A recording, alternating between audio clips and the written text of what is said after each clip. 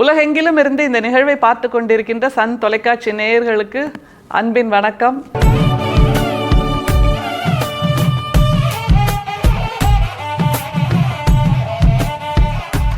இது மார்கழி திருவிழா, ஆண்டாள் பெருவிழா. இன்றைக்கு பாசுரம் 23.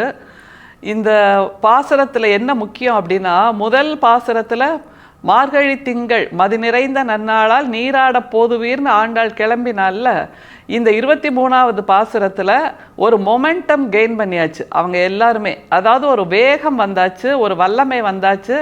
அதற்காக இப்படியெல்லாம் நாங்கள் வந்தாச்சு, அதனால் நீ எங்களை அருள் செய்ய வேண்டும் அப்படின்னு கண்ணன் கிட்ட வேண்டுறாங்க.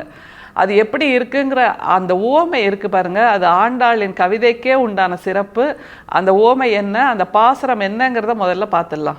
மாரி மலை முழைஞ்சில் மன்னி கிடந்துருங்கும் சீரிய சிங்கம் அறிவுற்று தீ விழித்து வேரி மயிர் பொங்க எப்பாடும் பேர்ந்துதறி மூறி நிமிர்ந்து முழங்கி புறப்பட்டு போதருமா போலே நீ பூவை பூ வண்ணா உன் கோயில் நின்று இங்கனே போந்தருளி கோப்புடைய சீரிய சிங்காசனத்திருந்து யாம் வந்த காரியம் ஆராய்ந்து அருளேலோ ரெம்பாவாய். அதாவது ஒரு மழைக்காலம், அப்போ ஒரு மலை குகை இருக்குன்னு வச்சுக்கோங்களேன். அதில் ஒரு சிங்கம் அந்த மழைக்காலம் முடியட்டும்னு அப்படியே உள்ளுக்குள்ளே அடங்கி உட்கார்ந்துருக்கு. மழைக்காலம் முடிஞ்ச உடனே சிங்கம் அப்படி சீறிக்கிட்டு கிளம்புதான், உடம்ப உதறி பிடரி மயிர் சிலிர்க்க அப்படி எழுந்து நின்று, நம்மெல்லாம் சோம்பல் முறிப்போம்ல, அப்படி சோம்பல் முறித்து பெரும் குரல் எழுப்பி அந்த குகையிலிருந்து ஒரு பாய்ச்சலோட வெளியில் வரோம்ல, அந்த மாதிரி நாங்கள் இப்போ வந்து நிற்கிறோம் அப்படிங்கிறது ஒன்று. ஆனால் நீ அந்த மாதிரி எங்களுக்கு பாய்ச்சலோட வெளியில் வரணும் அப்படின்னு ரெண்டு விதமாகவும் நாம் ஆண்டாள் சொல்கிறதா பொருத்தி பார்க்கலாம். அந்த சிங்கம் எப்படி வருதுங்கிறத 4 விதமாக சொல்கிறாங்க பாருங்க. மாரி மலை முழைஞ்சில் மன்னி கிடந்துறங்கும் சீரிய சிங்கம் அறிவுற்று தீ விழித்து. அது ரொம்ப முக்கியம். அறிவுற்று தீ விழித்துனா அறிவு தெளிஞ்சிருச்சு. தூக்கத்தில் இருக்கும்போது அறிவு இல்லாமல் அப்படியே தன்னை மறந்து தூங்குன அந்த சிங்கம் இப்போ திடீர்னு கண்ணை முழிச்சு, அடடா இப்படி தூங்கிட்டு இருக்கேனே, இது இல்லையே என்னோட இயல்பு அப்படின்னு தன்னுடைய இயல்பை உணர்ந்து அறிவுற்று தீ விழித்து. அந்த நெருப்பு பற்றிக்கிட்டா எப்படி விழிச்சிருவோம் டக்குன்னு, அந்த மாதிரி ஒரு தீ விழிப்போடு முழிச்சாச்சு. அடுத்தது என்ன பண்ணுது, வேரி மயிர் பொங்க எப்பாடும் பேர்ந்துதறி. வேரி மயிர் பொங்கனா அந்த பிடரி மயிர் சிலிர்த்து, பேர்ந்துதறி உடம்பு முழுக்க உதறி எடுத்து சிலிர்த்து எடுத்து அப்படின்னு அர்த்தம். அடுத்தது மூறி நிமிர்ந்து முழங்கி புறப்பட்டு, அப்படி உடம்ப முழு வேகத்தோட நீட்டி நிமிர்ந்து முழங்கி. சிங்கத்தோட கர்ஜனை எவ்வளவு ஆக்ரோஷமாக இருக்கும், காடு முழுக்க எதிரொலிக்கும்ல, அப்படியாக அந்த சிங்கம் ஒன்று புறப்பட்டதே அப்படின்னு சொன்னால் அந்த சிங்கத்தின் புறப்பாடு இப்படித்தான் இருக்கும். அது என்னை போன்ற அந்த ஆயர்குடி பெண்கள் நாங்கள் இப்படியெல்லாம் வந்தாச்சு அப்படின்னு ஆண்டாள் சொல்கிறதா எடுத்துக்கலாம். இல்லைனா சிங்கம் போல நீ எங்களுக்கு அருள் செய்ய புறப்பட்டு வா அப்படின்னு சொல்கிறதாம எடுத்துக்கலாம். இதில் மிக முக்கியமாக இன்னொன்று பார்க்கணும், கோப்புடைய அப்படின்னு ஆண்டாள் பயன்படுத்துகிறா. அதாவது இப்போ நம்ம பயன்படுத்துகிறோம்ல ஃபைல் அப்படிங்கிறதுக்கு கோப்பு அப்படின்னு.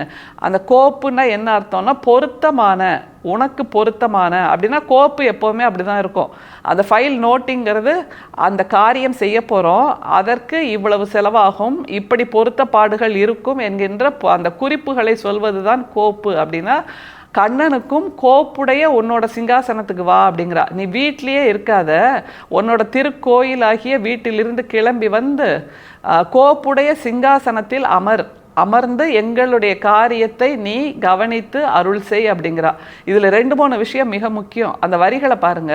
கோயில் நின்று இங்கனே போந்தருளி கோப்புடைய சீரிய சிங்காசனத்திருந்து யாம் வந்த. அந்த சிங்காசனம் உன்னோட சிம்மாசனம், அதாவது உன்னோட வீட்டிலேருந்து கிளம்பி ஆஃபீஸ்க்கு வா, ஆஃபீஸ்க்கு வந்து உன்னோட சீட்டில் உட்காரு, சீட்டில் உட்காந்து நாங்கள் சொல்லுகின்ற வேலையின் காரியத்தை உணர்ந்து அப்படிங்கிறார். அதாவது ஆஃபீஸில் கேட்போல, இந்த சீட் யாரோடது, ஐயாவோடது, அம்மாவோடது அப்படிம்பாங்க. அந்த சீட்டில் வேற யாரும் உட்கார மாட்டாங்க. அப்படியே போய் தப்பி தவறி உட்கார்ந்தா கூட என்ன நடக்கும்னா, அந்த சீட்டில் உட்காரலாம், ஆனால் த லெஜிட்டிமேட் பவர்னு ஒன்று இருக்குல்ல, the legitimate power which a person holds by sitting in that position. அந்த பதவியில் இருப்பதனால், அந்த நாற்காலியில் இருப்பதனால் அந்த நபருக்கு வந்து சேருகின்ற இயல்பான அதிகாரங்கள்னு இருக்குல்ல, அதைத்தான் ஆண்டாள் இதில் சொல்கிறாங்க. நீ வீட்டில் இருக்கலாம், அங்க இருந்து நீ உன்னுடைய காரியங்களை செய்யலாம். ஆனாலும் உன்னுடைய சிம்மாசனத்தில் வந்து உட்கார்ந்து செய்யும் போது அது உன்னுடைய பதவிக்கான, உன்னுடைய அதிகாரத்துக்கான அடையாளமாகிறது. அதனால நீ அங்க வந்து உட்காரு முதல்ல அப்படின்னு ஒரு இன்ஸ்ட்ரக்ஷன் கொடுக்குறாங்க. அடுத்தது என்ன சொல்றாங்க பாருங்க, காரியம் ஆராய்ந்து அருளேலோர் எம்பாவாய். அதாவது நீட்டின இடத்துல எல்லாம் ஃபைல்ல கையெழுத்து போட்டக்கூடாது. காரியம் ஆராய்ந்து, நாங்கள் கேட்குற வேண்டுகோளை, விண்ணப்பத்தை ஆராய்ந்து நீ apply your mind and consider அப்படின்னு சொல்கிறாங்க. அதே மாதிரி கண்ணன் என்பது மிக உச்சபட்சமான அதிகாரம்னு நம்ம இதில் சொல்கிறோம். ஆனால் வாழ்க்கையில் கண்ணன் என்பது நம்முடைய உச்சபட்சமான இலக்கு, நம்முடைய வாழ்க்கையின் அர்த்தம், நம்முடைய மூச்சின் அர்த்தம் என்றும் எடுத்துக்கொள்ளலாம். எனவே அந்த மூச்சின் அர்த்தம் எதுவாக இருக்க முடியும் என்றால் நம்முடைய டெஸ்டினேஷன் அதுதான், நம்முடைய இலக்கு அதுதான், நம்முடைய எய்ம் எதுவோ அதுதான் கண்ணன் என்று ஆண்டாள் சொல்கிறாள். இதே மாதிரி கருத்துடைய ஒரு பாடலை ஆண்டாள் நாச்சியார் திருமொழியில சொல்றா. அது என்னன்னு பார்க்கலாமா?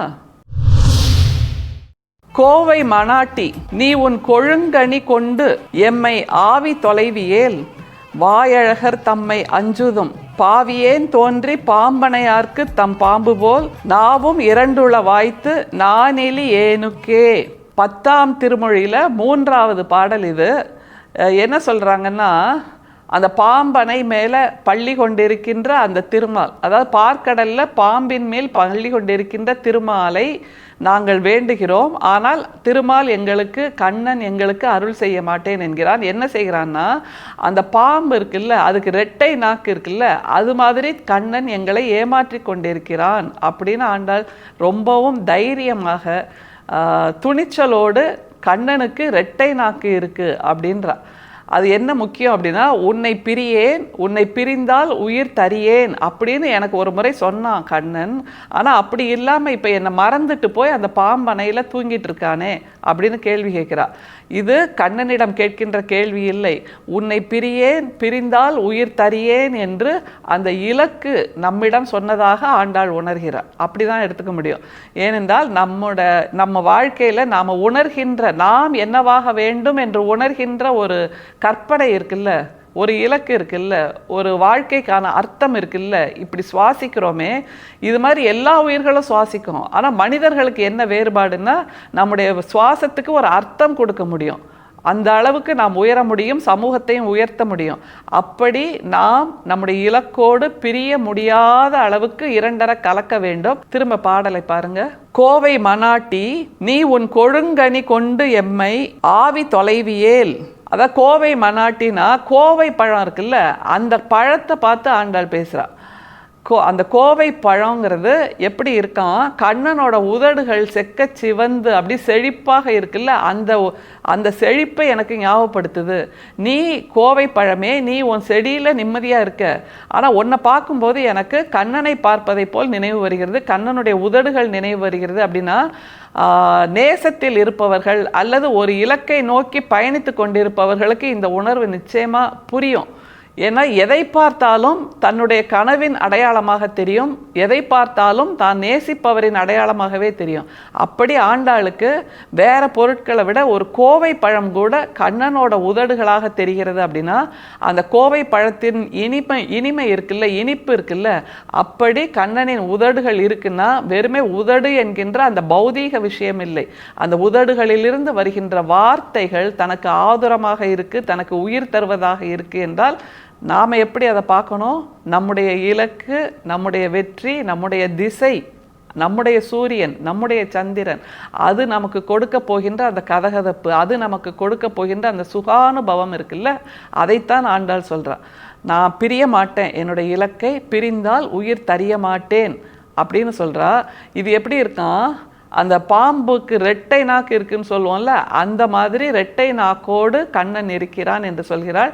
நம்முடைய இலக்கும் நமக்கு கைக்கு எட்டுவது போல் வந்துடுச்சுன்னா நமக்கு உயிராக இருக்கும். அது நழுவி நழுவி நழுவி தொடுவானம் போல் தள்ளி தள்ளி போச்சுன்னா உயிர் பிரிவதை போல் வலியோடு இருக்கும். அப்படிப்பட்ட இரட்டை நாக்கு, இரட்டை வேதனை எனக்கு தேவையா? அதனால் என்னுடைய இலக்கே நீ என்னிடம் சீக்கிரம் வா, அல்லது நான் உன்னிடம் வரும்போது நீ என்னை சேர்த்து அணைத்துக்கொள் என்பதாக ஒரு புதிய பார்வையை ஆண்டாள் நமக்கு இதில் தருகிறாள். எப்படி நிறைவு செய்கிறாள் பாருங்கள். பாவியேன் தோன்றி பாம்பனையார்க்கு தம் பாம்பு போல், நாவும் இரண்டுள வாய்த்து நானிலி ஏனுக்கே.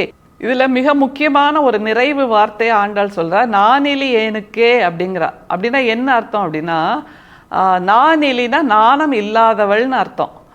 இன்ஃபினிட் அப்படிங்கிறதுக்கு முடிவிலின்னு சொல்கிறோம்ல, அந்த மாதிரி நான் எலி. நீங்கள் என்ன வேணால் பேசுங்க, உலகம் என்ன வேணால் பேசட்டும், எனக்கு அதை பற்றி கவலை இல்லை, எனக்கு அதை பற்றி வெட்கமும் இல்லை, நான் என்னுடைய இலக்கை நோக்கி நகர்ந்து கொண்டே இருப்பேன் என்கின்ற அந்த உறுதித்தன்மையைத்தான் நான் எலி என்கின்ற வார்த்தையில் சேர்த்து ஆண்டாள் சொல்லி தருகிறார். அந்த உறுதிப்பாட்டைத்தான் நாம் பெற்றாக வேண்டும். ஏனென்றால் இந்த உறுதிப்பாடு இருப்பதனால்தான் ஆண்டாள் திருப்பாவையிலும் நாச்சியார் திருமொழியிலும் தன்னுடைய இலக்கை அடைந்து வெற்றி பெற்று காட்டுகிறாள் என்பதை புரிந்து கொள்ள வேண்டும். எனவே அப்படிப்பட்ட இலக்கை, அப்படிப்பட்ட பயணத்தை நாமும் மேற்கொள்ள வேண்டும்.